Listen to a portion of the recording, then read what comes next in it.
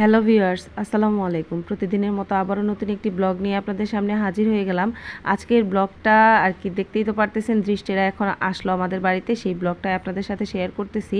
আর ওর পায়ে ব্যথা পেয়েছিল, সেই জন্য ও আমার সাথে আসতে পারেনি। সেটাই ও বলতেছে যে নানু বাসায় আসলাম, অনেক কষ্ট করে পা ব্যথা, তারপরেও কিন্তু। আর বিকেল টাইমে আমরা বের হয়েছি একটু বড় চাচার বাসায় যাব। আর আপনাদের সবসময় আমি ইমরান ভাইয়ের বাড়িটাই দেখাই, কিন্তু ভেতরটা এখনও দেখায়নি। এই তো সেই ইমরান ভাইয়ের বাড়ি, মানে আমার বড় চাচার বাড়ি এটা। আর এটা হচ্ছে ইমরান ভাইয়ের রুম, বিল্ডিং আর কি।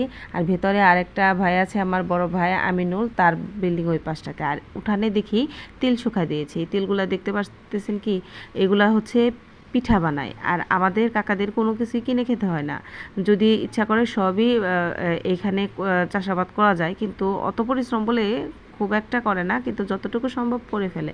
আর এটা হচ্ছে আমার বড় ভাইয়ের বাসা, মানে বড় চাচার